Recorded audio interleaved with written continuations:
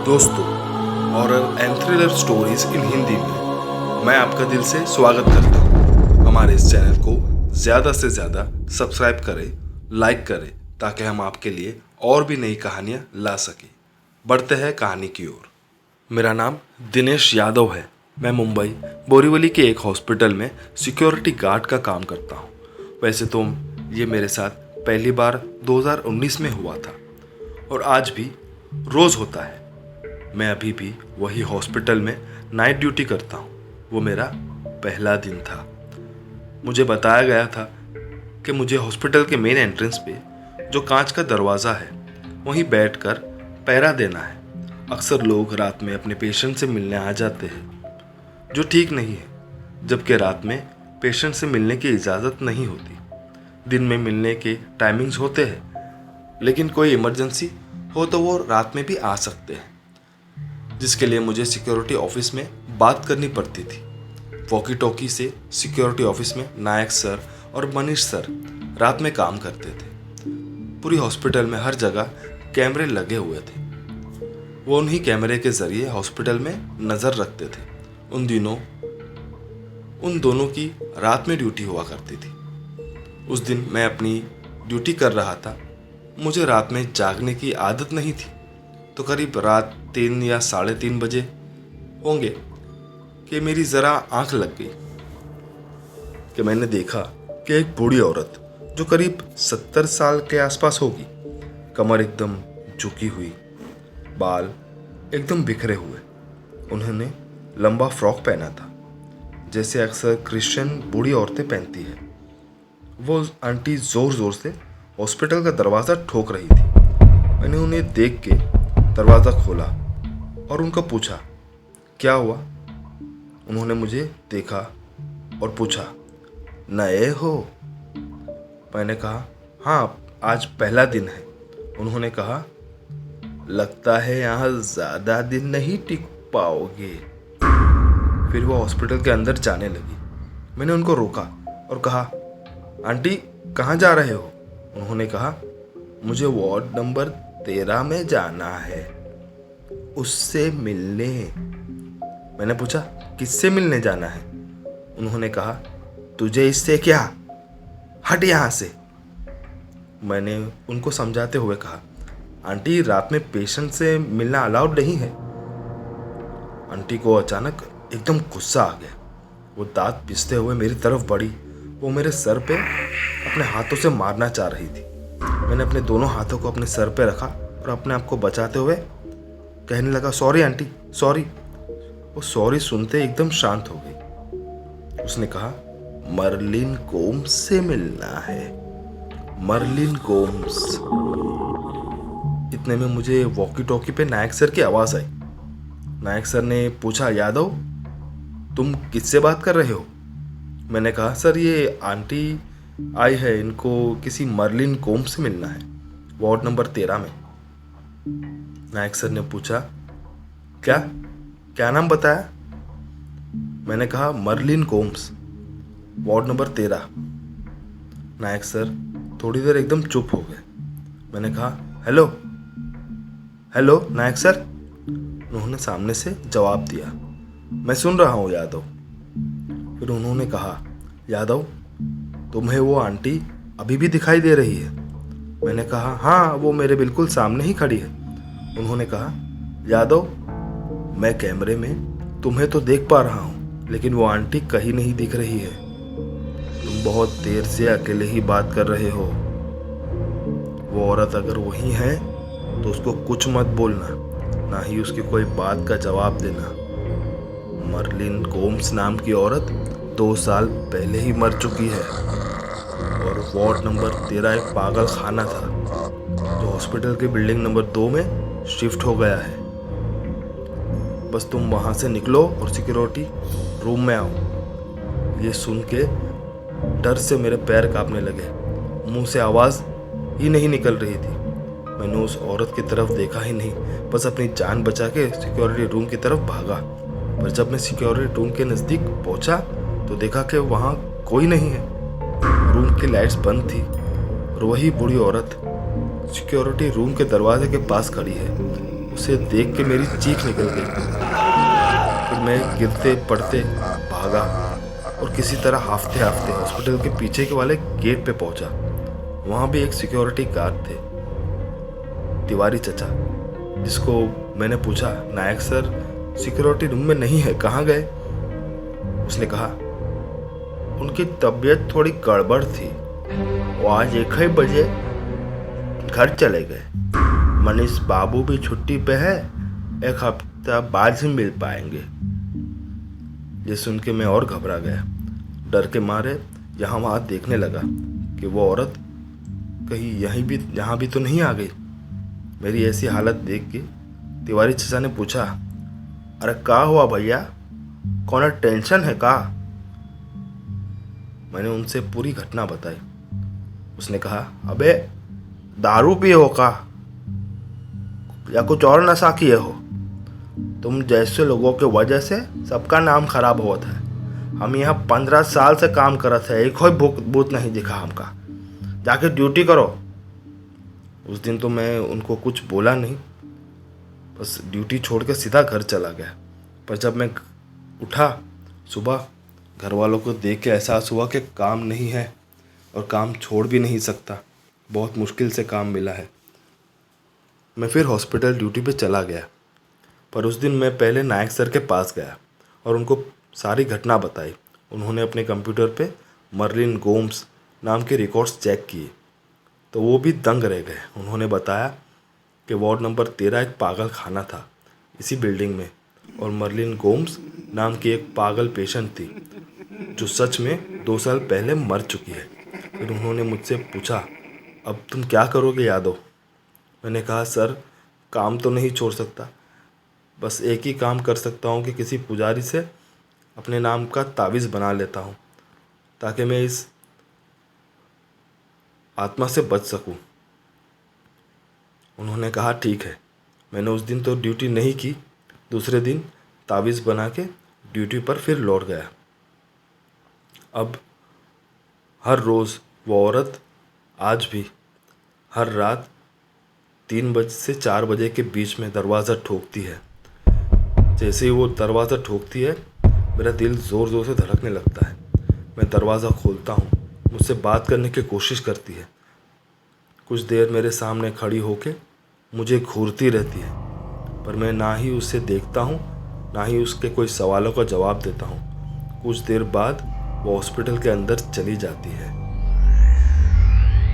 पर वो किसी और को कभी नहीं दिखाई दी, सिर्फ मुझे ही दिखती है। शायद मेरे सितारे थोड़े हल्के हैं, इसलिए मुझे ही दिखाई देती है।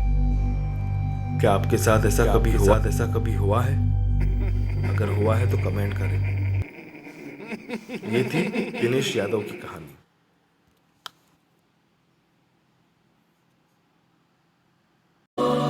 दोस्तों, horror and thriller stories in Hindi में मैं आपका दिल से स्वागत करता हूँ। हमारे इस चैनल को ज़्यादा से ज़्यादा सब्सक्राइब करें, लाइक करें, ताकि हम आपके लिए और भी नई कहानियाँ ला सकें। बढ़ते हैं कहानी की ओर। मेरा नाम अमन है। मैं वेस्ट बंगाल के एक गांव में रहता हूँ। मैं अभी इंजीनियरिंग की पढ़ाई कर रहा हूँ और साथ में मैं एक बाइक राइडर भी हूँ। मैं अक्सर वीकेंड पे अपनी बाइक लेकर लॉन्ग राइड पे चला जाता हूँ। एक दिन मेरे साथ कुछ ऐसी घटना हुई जिसे आज भी सोचता हूँ तो मैं अंदर से कांप जाता हूँ। 1 साल पहले की बात है। मैं बाइक लेकर कोलकाता लॉन्ग राइड पे गया था। रास्ता 3 दिन का था, इसलिए मुझे पहले से ही होटल बुक करनी पड़ती थी। मैंने निकलते वक्त खाना तो खाया था, पर कुछ घंटों में ही बाइक राइड के बाद रास्ते में मुझे भूख लगने लगी। मैंने अपनी बाइक को साइड में पार्क किया और पास के नाश्ते की दुकान में रोटी और आलू की सब्जी खा ली। आगे हाईवे का रास्ता बंद था तो मैंने कच्चा रास्ता ले लिया। बाइक थोड़ी धीरे धीरे चला रहा था, रास्ता ठीक नहीं था। करीब रात के 10 बजे होंगे कि अचानक मेरे पेट में दर्द होने लगा। मैं होटल पहुंच सकूं इतना समय भी नहीं था और होटल अब भी 4 से 5 किलोमीटर दूर था। मैं बस टॉयलेट जाना चाह रहा था। रास्ता एकदम खाली था और अंधेरे में कुछ ठीक से दिखाई भी नहीं दे रहा था। थोड़ा और आगे गया तो मुझे एक शौचालय दिखा। वहां बाहर एक पान बीड़ी की टपरी भी थी और कुछ लोग वहां खड़े थे। मैं एकदम तेजी से भाग के शौचालय में जाने लगा। वहां के लोग मुझे कुछ अजीब से लग रहे थे और वो लोग मुझे एकदम अजीब निगाहों से देख रहे थे। मैंने उन पर इतना ध्यान नहीं दिया और अंदर चला गया। मैं बस अपना काम करने के लिए बैठ गया। थोड़ी देर में मुझे पायल की आवाज सुनाई दी। मुझे अजीब सा लगा, मर्दों के शौचालय में औरत का क्या काम भला। उसी समय वहां की लाइट चालू बंद होने लगी। दिन गर्मियों के थे पर उस शौचालय में मुझे बहुत ज्यादा ठंड लगने लगी। शरीर के रोंगटे खड़े हो गए और अब डर लगने लगा। फिर अचानक किसी औरत की गुनगुनाने की आवाज आई। मैंने जोर से चिल्ला के कहा, कौन है वहां? ये मर्दों का शौचालय है। अगर कोई मजाक कर रहा है तो बाहर निकल के छोड़ूंगा नहीं। फिर कुछ देर तक कोई आवाज नहीं आई। माहौल एकदम शांत हो गया। मैं जल्दी से बाहर निकलने की कोशिश कर रहा था, लेकिन टॉयलेट का दरवाजा खुल ही नहीं रहा था। मैंने चौकीदार का आवाज लगाई तो उसने कहा, साहब बाहर का दरवाजा तो खुला है, आप थोड़ा धक्का लगाओ। मैंने धक्का दिया तो दरवाजा खुल गया। मैंने उसे पैसे दिए और बाहर निकल ही रहा था कि फिर से मेरे पेट में दर्द होने लगा। मुझे वापस उस खतरनाक टॉयलेट में नहीं जाना था, लेकिन मेरे पास कोई और चारा भी तो नहीं था। मैं मजबूरन फिर अंदर गया। इस बार मैं फिर से बैठा। बस 2 से 3 मिनट हुई होगी कि फिर लाइट चालू बंद होने लगी और मुझे फिर से वही ठंड लगने लगी। उसी समय फिर से मुझे पायल की आवाज सुनाई दी। टॉयलेट का दरवाजा साइड से थोड़ा टूटा हुआ था। मैंने बस वहीं से झांका। मैंने देखा कि बाहर एक औरत टहल रही है। अब तो मैं एकदम समझ गया कि यहाँ कुछ तो गड़बड़ है। अब बाहर निकलने में भी मुझे डर लगना था। अचानक किसी ने जोर से दरवाजा ठोका। मैंने कोई जवाब नहीं दिया, चुपचाप वहां बैठा रहा। मेरा शरीर कांप रहा था। अचानक बाहर से उस औरत ने अजीब सी डरावनी आवाज में मेरा नाम लेते हुए कहा, अमन, तुम्हारी खुशबू मुझे यहां खींच लाई है। बाहर आओ अमन, डरो मत। फिर कुछ देर वो चुप हो गई। फिर उसने कहा, आओगे या मैं अंदर आऊं? मुझसे बात करो अमन, मैं एकदम अकेली हूं। और हंसने लगी। मैं समझ गया कि आज शायद मैं मारा जाऊंगा। मैंने अपना काम खत्म किया। डर पे काबू करने की कोशिश करते हुए हिम्मत से उठने लगा। तब मुझे लगा कि मेरे कंधा एकदम भारी हो गया है, जैसे कोई मेरे कंधों पे बैठा हो। मैं उठ ही नहीं पा रहा था। मैंने अपनी पूरी ताकत लगा के खड़ा हो गया और दरवाजा खोला। बाहर निकला, आसपास देखा तो कोई दिखाई ही नहीं दिया। सारी लाइट बंद थी। फिर अचानक एक छोटा सा बल्ब जला और मैंने देखा कि औरत मेरे बिल्कुल सामने खड़ी है। लंबे लंबे बाल, उसकी लाल आंखें और उसके पास से अजीब सी एक बदबू आ रही थी, जिससे मुझे उल्टी जैसा लगने लगा। वो चीखते हुए मेरे पीछे भागा। मैं भी चीखते हुए शौचालय की तरफ भागा और बाहर निकलते ही रास्ते में गिर गया। मुझे घबराता हुआ देख के लोगों ने मुझे उठाया और पूछा, क्या हुआ भाई? मैंने कहा, वहां चुड़ैल है उस शौचालय में। वो आदमी मुझ पर हंसने लगा। बोला, अरे भाई एक बार पीछे देखो तो सही, वहां कोई शौचालय नहीं है। मैंने पीछे मुड़ के देखा तो वहां एक पुराना टूटा फूटा सा घर था। फिर मैंने बोला, अरे भाई अभी तो यहाँ शौचालय था। जैसे ही मैं उस आदमी की तरफ मुड़ा तो देखा कि वहाँ कोई भी नहीं है, ना कोई पान बीड़ी की टपरी, ना कोई इंसान वहाँ खड़ा था। मैंने भगवान का नाम लिया और फौरन अपनी बाइक चालू की और किसी तरह जान बचा के वहाँ से भागा और उस रास्ते पर फिर कभी नहीं गया। तो ये थी मेरी कहानी। मिलते हैं अगली कहानी में।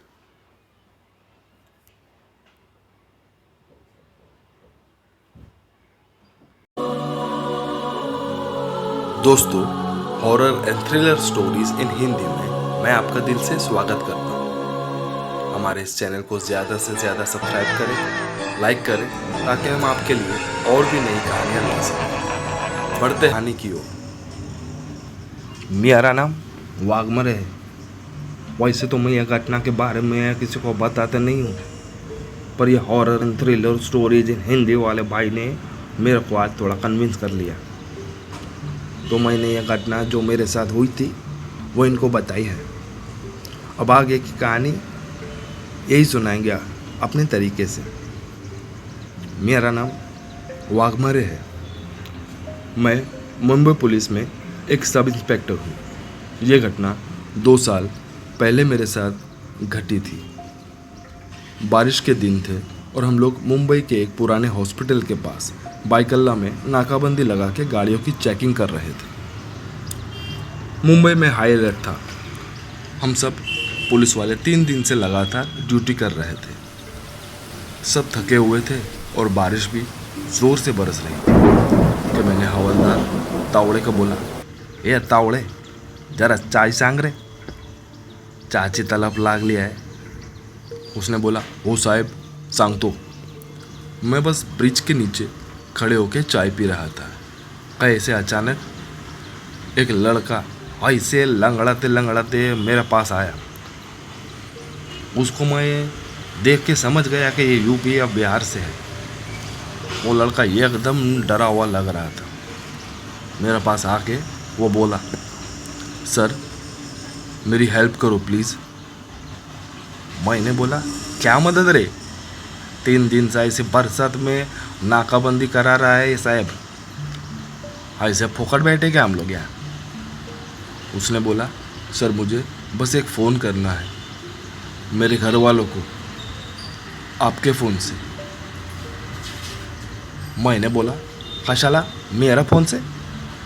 ऐसा अलाउड नहीं रहे बाबा पुलिस वाले के फ़ोन से फ़ोन करने का। मेरे ऐसा बोलने से उसकी आंख में आंसू आ गए।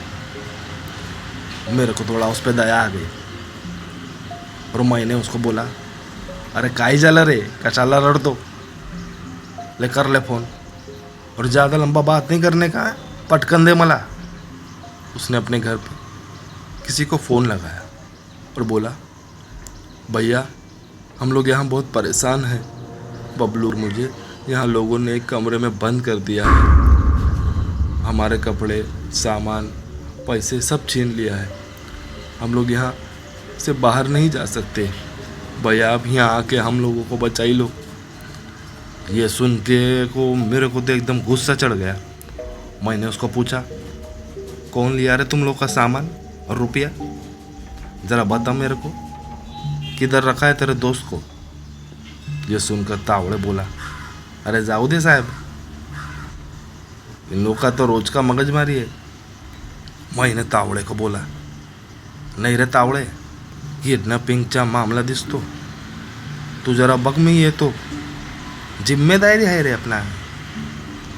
फिर मैंने उस लड़के को बोला, अरे घबराने का नहीं, अभी मुंबई पुलिस जिंदा है, चल बता मेरे को कौन है। चा माइला, मैं भी देखता है कौन नया गुंडा आया मार्केट में, तू फिक्र नहीं करने का। मैं हाई रे तेरे साथ, सब इंस्पेक्टर वाघमरे। लगता है उसने पुलिस वाले का डंडा नहीं खाया है। वो लड़का मेरे को हॉस्पिटल के अंदर ले गया।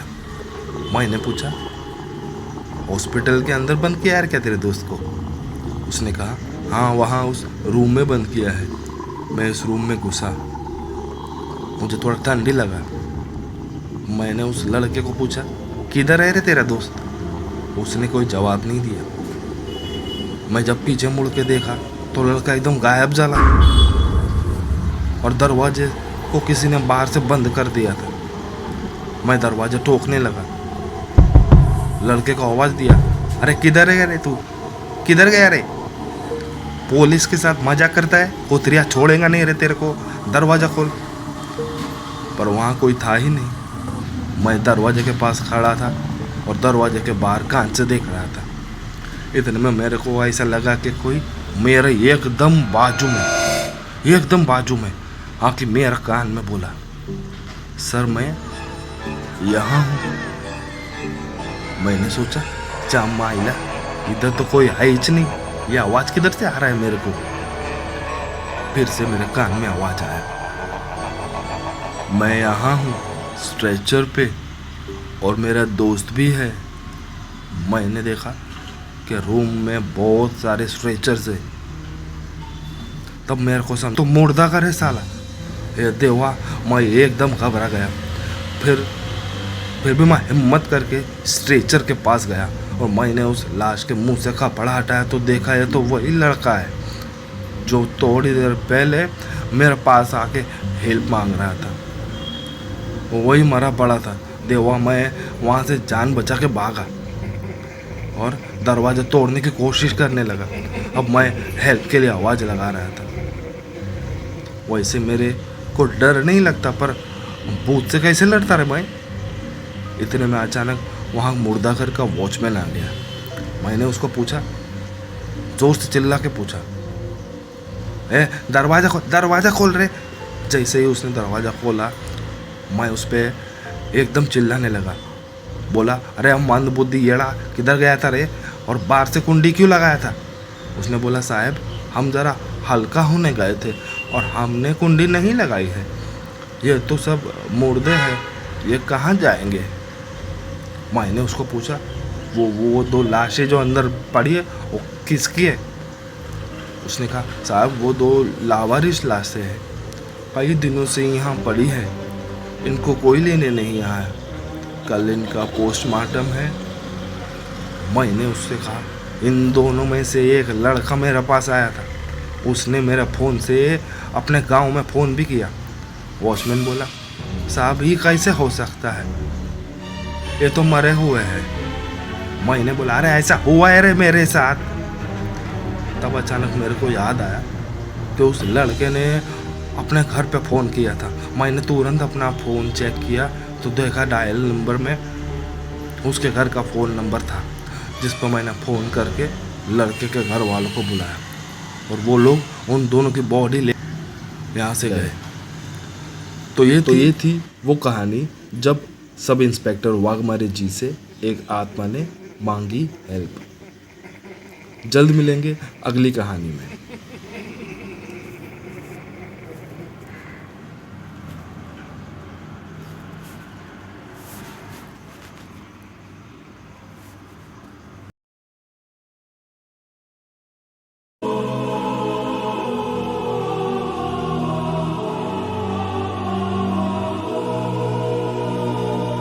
दोस्तों, horror and thriller stories in Hindi में मैं आपका दिल से स्वागत करता हूं। हमारे इस चैनल को ज़्यादा से ज़्यादा सब्सक्राइब करें, लाइक करें, ताकि हम आपके लिए और भी नई कहानियां ला सकें। बढ़ते हैं कहानी की ओर। ये घटना सन 2001 की है। मेरा नाम मुरली है और मैं गवर्नमेंट हॉस्पिटल में एक एम्बुलेंस ड्राइवर था। 5 साल से मैं एम्बुलेंस चला रहा था। अक्सर जो लोग एक्सीडेंट में मारे जाते थे, मैं उन लोगों की लाशों को पोस्टमार्टम के लिए हॉस्पिटल ले जाना का काम करता था। वैसे तो मेरे साथ बहुत सी घटनाएं हुई है, वो भी मैं आप लोगों के साथ किसी दिन शेयर करूंगा। पर यह भयानक घटना जो मैं आप लोगों से शेयर कर रहा हूँ, उसमें मेरी जान भी जा सकती थी। एक दिन मैं ड्यूटी ख़त्म करके घर आया कि अचानक मुझे हॉस्पिटल से फ़ोन आया कि रात वाला ड्राइवर आज काम पे नहीं आया है और मेरे घर से कुछ 6 से 7 किलोमीटर दूर ही एक खाई से लाश मिली है, उसे हॉस्पिटल ले जाना है। मैं बहुत थका हुआ था, पर फिर भी मैंने कहा ठीक है, मैं लाश को हॉस्पिटल पहुंचा दूंगा। मेरी वाइफ बस खाना लगा ही रही थी कि मैंने उससे बोला हॉस्पिटल से फ़ोन आया है, अर्जेंट जाना पड़ेगा। तो उसने एक डब्बे में 2 रोटी और भाजी मुझे दे दी कि मैं रास्ते में खा लूँ। मैंने एम्बुलेंस चालू की और लोकेशन पे पहुंच गया। अक्सर मेरे साथ गोपाल रहता था एम्बुलेंस में, पर उसे तो मैंने पहले ही घर छोड़ दिया था, तो मैं अकेला ही चला गया। लाश को खाई से निकालते निकालते देर हो गई थी, करीब रात के 12 बज रहे थे। मुझे नींद भी बहुत आ रही थी। फिर पुलिस वालों को मदद से लाश को एम्बुलेंस में रखा गया। लाश को जानवरों ने अलग अलग जगह से नोच के खाया था। मुझसे तो वो लाश देखी भी नहीं जा रही थी। अब मैं यही सोच रहा था कि किसी तरह इस लाश को हॉस्पिटल पहुंचा दूं और घर जाके सो जाऊं। 3 किलोमीटर का जंगल का रास्ता था, जहां बिल्कुल स्ट्रीट लाइट नहीं थी और आगे से हाईवे कनेक्टेड था, जहां से 4 किलोमीटर की दूरी पे ही हॉस्पिटल था। मैं अकेले वो लाश को लेके हॉस्पिटल जा रहा था कि अचानक ऐसा लगा कि गाड़ी से कोई चीज़ टकराई। मैं जल्दी से गाड़ी से उतरा तो देखा कि एक 80-90 साल का बूढ़ा आदमी रास्ते में गिरा हुआ था। मैंने उसको उठाया और पूछा, चचा लगी तो नहीं? उसने कहा, पैर में लगा है बेटा। जब मैंने उसके पैर की तरफ देखा तो खून निकल रहा था और उसका पैर काफ़ी जख्मी हो गया था। मैंने उसको पूछा, अरे चाचा, आप इतनी रात में ऐसे जंगल से अकेले कहाँ जा रहे हो? तो उसने कहा, बेटा अपना खाना लेने जा आया था। मैंने कहा, पर अब तो आपको हॉस्पिटल लेके जाना पड़ेगा, ज़्यादा लग गया है आपको, मैं पट्टी लगा देता हूँ। पर वो कहने लगा, कोई बात नहीं बेटा, वो कुछ ही देर में सही हो जाएगा। मैंने उसका हाथ पकड़ा और उसको एम्बुलेंस में बिठाया मेरे बाजू की सीट पे और गाड़ी चलाने लगा। अब अंधेरे के वजह से उसका चेहरा मुझे ठीक से दिखाई नहीं दे रहा था। उसने अपने चेहरे पर मफलर डाला हुआ था, मतलब चेहरे को मफलर से ढका हुआ था। वो बार बार पीछे लाश की तरफ देख रहा था। मैंने उसको पूछा, क्या हुआ चाचा? तो उसने कहा कि कुछ नहीं बेटा, बस थोड़ी भूख लगी है। तो मैंने कहा कि हॉस्पिटल पहुंच के खा लेना, मेरा टिफ़िन तो खाली है। जो मेरी बीवी ने गरम गरम रोटियां दी थी वो मैंने खा ली। तो उसने कहा, मैं गरम खाना नहीं खा सकता, गरम खाना बहुत ज़्यादा छटपटाता है। मेरे बच्चों को गरम खाना पसंद है, वो अच्छे से उसे पकड़ के खाते हैं। मैं तो बूढ़ा हो गया हूँ, पकड़ नहीं पाता। जवानी में बहुत गर्म और ताज़ा खाना खाया है मैंने कहा, चाचा मैं आपकी बात समझा नहीं कि आप क्या कहना चाह रहे हैं। फिर मैंने कहा, पर अक्सर लोगों को गर्म खाना ही पसंद आता है। फिर उसने कहा, तेरा खून तो बहुत गर्म लग रहा है। इस पर मुझे थोड़ा अजीब लगा। मैंने कोई जवाब नहीं दिया। फिर उसने बोला, देख खून बंद हो गया, मैंने कहा था ना तुझे, थोड़ी देर में सही हो जाएगा मेरा पैर। जब मैंने उसका पैर देखा तो पैर एकदम ठीक था, कोई मार का निशान नहीं, कोई खून नहीं निकल रहा था। मैंने सोचा ये कैसा हो सकता है, अभी थोड़ी देर पहले तो पैर से खून निकल रहा था और काफ़ी जख्मी भी था उसका पैर। फिर उस बूढ़े ने कहा, गाड़ी रोक और मुझे मेरा खाना दे दे, मैं चला जाऊंगा। मैंने कहा, अरे चाचा, खाना मैं खा चुका हूँ, अभी कुछ भी नहीं है मेरे पास खाने के लिए। वो हंसने लगा और भारी आवाज़ में बोला, मेरा खाना तो पीछे है, मैं और मेरी बीवी इसको खा रहे थे कि तुम लोगों ने हमारा खाना छीन लिया। मेरे बच्चों को तो गर्म खाना मिल चुका होगा अब तक, पर मैं और मेरी बीवी भूखे हैं। मुझे कुछ समझ ही नहीं आ रहा था। ऐसा लग रहा था कि बूढ़ा शायद पागल तो नहीं है। तो अभी उसने कहा, अगर जीना चाहता है तो अगली बार इस रास्ते पे मत आना। कल इसी गाड़ी के ड्राइवर का मेरे बेटों ने शिकार किया था। जब तक वो गर्म था छटपटा रहा था।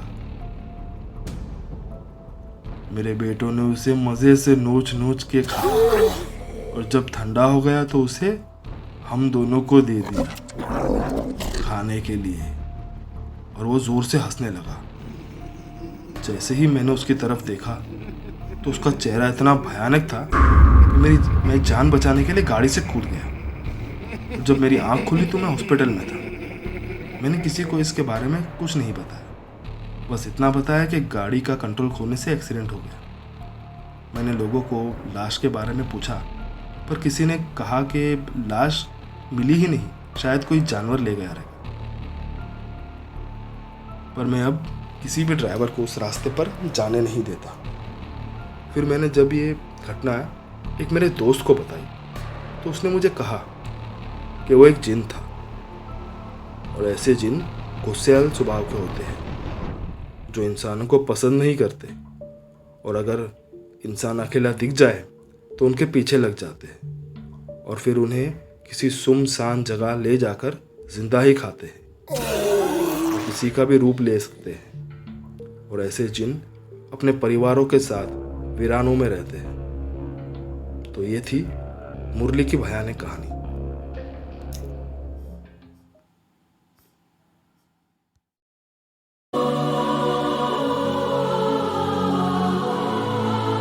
दोस्तों, horror and thriller stories in Hindi में मैं आपका दिल से स्वागत करता हूं। हमारे इस चैनल को ज़्यादा से ज़्यादा सब्सक्राइब करें, लाइक करें, ताकि हम आपके लिए और भी नई कहानियां ला सकें। बढ़ते हैं कहानी की ओर।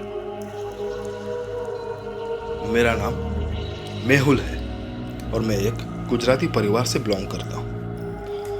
ये कुछ ही समय पहले की बात है जब मैं इंग्लैंड के लीड्स शहर में टैक्सी चलाता था। एक रात मैं अपने घर की तरफ जाना चाहता था, पर मुझे कोई राइड में मेरे घर की लोकेशन की तरफ नहीं मिल रही थी। अक्सर मैं कार में पानी की बोतल अपने साथ रखता हूँ, पर उस दिन मौसम ऐसा था कि प्यास बहुत ज़्यादा लग रही थी और पानी जो मैंने घर से लाया था वो ख़त्म हो चुका था। मैंने रोड के कॉर्नर की तरफ गाड़ी रोकी और पानी लेने के लिए सुपरमार्केट में चला गया। सुपरमार्केट में काम करने वाले कुछ इंडियंस थे। उनसे थोड़ी यहाँ वहाँ की बात की तो थोड़ा अच्छा लगा और फिर मैं अपनी गाड़ी की तरफ चला गया। वहाँ एक काले पत्थरों से बना हुआ पुराना सा चर्च था, जिसे देख के ऐसा लग रहा था कि काफ़ी सालों से बंद है। काफ़ी लंबी सीढ़ियाँ थी उस चर्च की। मैंने वहाँ एक औरत को उस चर्च की सीढ़ियों पे बैठा देखा, जिसके काले लंबे बाल थे। उसने काले रंग का गाउन पहना था। उसके हाथों में काले गुलाब का गुलदस्ता था। मैंने सोचा कि उसको एक बार पूछ लूं कि अगर उसे कहीं जाना हुआ तो उसे भी रास्ते में छोड़ दूंगा और मुझे भी कुछ पैसे मिल जाएंगे। मैं उसके पास गया। वो मुंडी नीचे करके बैठी थी। मैंने उसको पूछा, मैडम आर यू ओके? उसने कोई जवाब नहीं दिया। मैंने फिर पूछा, I am a taxi driver and I am going this way, so if you need I can drop you as well. ये सुन के उसने अपना चेहरा ऊपर किया। मैंने देखा कि उसकी आंखें पूरी तरह सफ़ेद थी, एकदम बड़े बड़े नुकीले दांत और लंबे नाखून जिससे खून टपक रहा था। और उसने कहा, take me to the hell, मतलब नर्क ले चल मुझे। उसे देखकर डर से मेरे पैर लड़खड़ा गए और मैं सुपरमार्केट की तरफ भागा और किसी तरह अंदर घुस गया। मेरे चेहरे पे इतना खौफ था कि लोग मुझे देखकर घबरा गए। लोगों ने मुझसे ऐसी हालत में देखकर बिठाया और पानी पिलाया। जब मैं थोड़ा शांत हुआ तो मैंने उन लोगों को पूरी घटना बताई। तब एक शख्स ने वहाँ हमसे कहा, वो जो चर्च है ना कॉर्नर पे, वो एक शैतानिक चर्च है जहाँ शैतान को खुश करने के लिए इंसानों की बलि दी जाती है। वो चर्च कई सालों से बंद है, वहाँ कोई नहीं जाता। तो यहाँ के लोकल लोगों को इसके बारे में अच्छे से पता है और अक्सर लोगों के साथ वहाँ ऐसे हादसे होते रहते हैं। तो ये थी मेहुल चोकसी की कहानी।